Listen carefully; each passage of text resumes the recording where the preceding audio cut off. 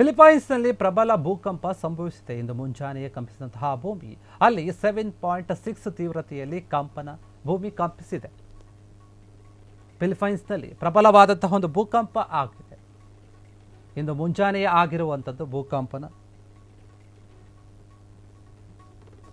7.6 ತೀವ್ರತೆಯಲ್ಲಿ ಭೂಕಂಪನ ಅಲ್ಲಿ ಉಂಟಾಗಿದೆ.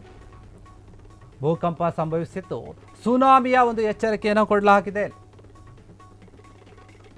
ದಾವೋ ಓರಿಯೆಂಟಲ್ ಪ್ರಾಂತ್ಯದಲ್ಲಿ ಈ ಒಂದು ಘಟನೆ ಸಂಭವಿಸಿರುವಂಥದ್ದು. ಭೂಮಿಯ 10 ಕಿಲೋಮೀಟರ್ ಆಳದಲ್ಲಿ ಕಂಪಿಸಿದ ಭೂಮಿ. ಭೂಕಂಪನದಿಂದ ಫಿಲಿಪೈನ್ಸ್ ಕರಾವಳಿಯಲ್ಲಿ ಅಲೆಗಳ ಅಬ್ಬರ ಶುರುವಾಗಿದೆ. ಕರಾವಳಿ ಪ್ರದೇಶದ ಜನರಿಗೆ ಎಚ್ಚರಿಕೆ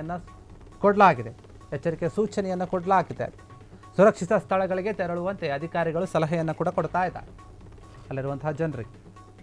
ಫಿಲಿಪೈನ್ಸ್ನಲ್ಲಿ ಪ್ರಬಲ ಭೂಕಂಪ ಆಗಿದೆ. ಭೂಕಂಪ ಇದೇ ಮೊದಲೇನಲ್ಲ, ಕೆಲ ದಿನಗಳ ಹಿಂದೆಯಷ್ಟೇ ಕೂಡ ಆಗಿತ್ತು. ಆದ್ದರಿಂದ ಮತ್ತೆ ಈಗ ಚೇತರಿಸಿಕೊಳ್ಳುವ ಒಂದು ಮುಂಚೆನೆ ಮತ್ತೆ ಭೂಕಂಪನ ಉಂಟಾಗಿರ್ಬೋದು. ಅದು ಎಷ್ಟು ಅಂದರೆ 7.6 ತೀವ್ರತೆಯಲ್ಲಿ. ಇದೇನು ತೀವ್ರತೆ ಏನಿದೆ, ಇದು ಸಾಮಾನ್ಯವಾದಂಥದ್ದಲ್ಲ, ಬಹುದೊಡ್ಡ ಒಂದು ತೀವ್ರತೆ ಇದು. ಭೂಕಂಪ ಅಲ್ಲಿ ಸಂಭವಿಸಿರೋದಕ್ಕೆ ಸುನಾಮಿಯ ಒಂದು ಎಚ್ಚರಿಕೆಯನ್ನು ಕೊಡಲಾಗಿದೆ. ಕಳೆದ ಕೆಲ ದಿನಗಳ ಹಿಂದೆ ಕೂಡ ಅಲ್ಲಿ ಭೂಕಂಪ ಆಗಿತ್ತು. ಸಾಕಷ್ಟು ಜನರು ಸಾವು ನೋವುಗಳು ಕೂಡ ಆಗಿತ್ತು. ಆದ್ದರಿಂದ ಈಗ ಮತ್ತೆ ಚೇತರಿಸಿಕೊಳ್ಳಬೇಕು. ಅದರ ಒಂದು ನೋವಿಂದನೇ ಹೊರಗೆ ಬಂದಿಲ್ಲ ಫಿಲಿಪೈನ್ಸ್. ಆ ಬೆನ್ನಲ್ಲೇ ಈಗ ಮತ್ತೆ ಭೂಕಂಪಿಸಿರುವಂಥದ್ದಲ್ಲಿ 7.6 ಒಂದು ತೀವ್ರತೆಯಲ್ಲಿ ಭೂಕಂಪನ ಉಂಟಾಗಿದೆ. ನೀವು ಗಮನಿಸ್ತಾ ಇರಬಹುದು ಯಾವ ರೀತಿಯಾಗಿ ಭೂಕಂಪ ಶೇಕ್ ಆಗ್ತಾ ಇದೆ, ಓಡಿ ಬರ್ತಾ ಇದ್ದಾರೆ. ಅಲ್ಲಿ ಫಿಲಿಪೈನ್ಸ್ನಲ್ಲಿ ಪದೇ ಭೂಕಂಪ ಆಗ್ತಾ ಇದೆ. ಅಲ್ಲಿನ ಜನರು ಆತಂಕಕ್ಕೆ ಒಳಗಾಗ್ತಾ ಇದ್ದಾರೆ. ಅನೇಕ ಜನರು ಸಾವನ್ನಪ್ಪಿದ್ರು. ಈ ಹಿಂದೆ ಕೂಡ ನೂರಾರು ಜನರು ಗಾಯಗೊಂಡಿದ್ರು. ಅವರನ್ನು ಆಸ್ಪತ್ರೆಗೆ ದಾಖಲಾಗಿತ್ತು. ಕುಟುಂಬಗಳಲ್ಲಿ ಯಾರು ಕಳ್ಕೊಂಡಿರ್ತಾರಲ್ಲ ಅವರ ಕುಟುಂಬದವರು ಸಾಕಷ್ಟು ನೋವಿನಲ್ಲಿತ್ತು. ಅದು ಮರೆಯೋದಕ್ಕಿಂತ ಮುಂಚೆನೇ ಈಗ ಮತ್ತೆ ಭೂಕಂಪಿಸ್ತಾ ಇರುವಂಥದ್ದು. ಅಲ್ಲಿ ಭೂಮಿಯ ಒಂದು ಅಂದರೆ ಭೂಕಂಪನದ ಒಂದು ತೀವ್ರತೆ ಎಷ್ಟಿದೆ ಅಂದರೆ 7.6 ಅಷ್ಟು ದೊಡ್ಡ ಮಟ್ಟದಲ್ಲಿ ಇರುವಂಥದ್ದು. ನಿಜಕ್ಕೂ ಕೂಡ ಮತ್ತಷ್ಟು ಜನರನ್ನು ಆತಂಕಕ್ಕೆ ಉಂಟು ಮಾಡ್ತಾ ಇದೆ ಅಂದರೆ ತಪ್ಪಲ್ಲ. ಯಾಕಂದರೆ ಅಷ್ಟರ ತೀವ್ರತೆ ಅಂದರೆ ಸುಮ್ಮನೆ ಅಲ್ಲ, ಒಂದು ದೊಡ್ಡ ಅನಾಹುತಗಳು ಆಗುವಂತಹ ಒಂದು ಸಂಭವ ಇರುತ್ತೆ. ದೊಡ್ಡ ಕಟ್ಟಡಗಳು ಏನಾದರೂ ಬಿದ್ದರೆ ಭಾರೀ ಒಂದು ಪ್ರಾಣಗಳು ಹೋಗುವಂಥ ಸಾಧ್ಯತೆ. ನೋಡಿ, ನೀವು ಅಲ್ಲಿ ಶೇಕ್ ಆಗ್ತಾ ಇದೆ, ಇಡೀ ಬಿಲ್ಡಿಂಗ್ಗೆ ಶೇಕ್ ಆಗ್ತಾ ಇದೆ. ನೂರಾರು ಜನರು ಒಳಗಡೆ ಇದ್ದಾರೆ. ಒಂದು ವೇಳೆ ಅದರ ಒಂದು ತೀವ್ರತೆಯಿಂದ ಇಡೀ ಒಂದು ಬಿಲ್ಡಿಂಗ್ಗೆ ಏನಾದರೂ ಬಿದ್ದರೆ ಅಲ್ಲಿರುವಂಥ ಎಲ್ಲರೂ ಕೂಡ ಅದರ ಕೆಳಗಡೆ ಸಿಲುಕೋತಾರೆ. ಅವರ ಪ್ರಾಣ ಹೋಗುವಂಥ ಒಂದು ಸಾಧ್ಯತೆ ಇದೆ.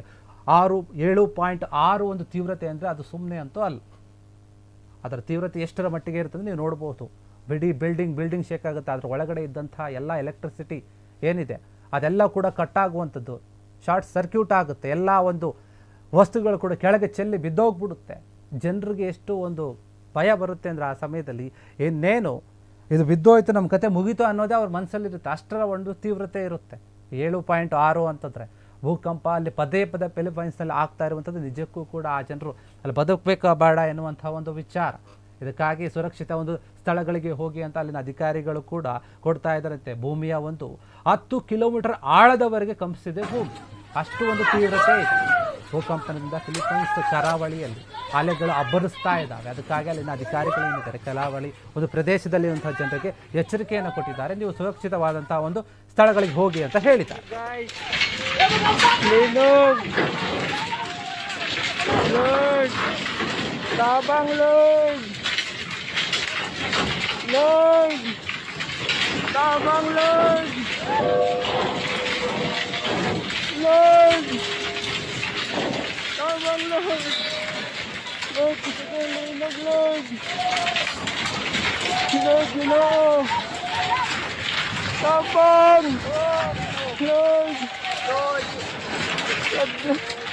Lord, kami pamilya, Lord.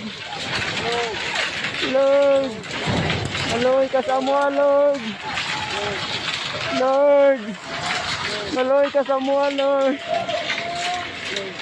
Lord, pag-bless mo, Lord. Salamat kayo. Ipondang ni mo, Lord. Tamang naog. Lord. ಕ್ಷಣದ ಸುದ್ದಿಗಳಿಗಾಗಿ ಫ್ರೀಡಂ ಟಿವಿ ಸಬ್ಸ್ಕ್ರೈಬ್ ಮಾಡಿ, ಲೈಕ್ ಮಾಡಿ ಹಾಗೂ ಫಾಲೋ ಮಾಡಿ. ಹೊಸ ಸುದ್ದಿಗಳ ನೋಟಿಫಿಕೇಶನ್ಗಾಗಿ ಬೆಲ್ ಐಕಾನ್ ಮೇಲೆ ಕ್ಲಿಕ್ ಮಾಡಿ.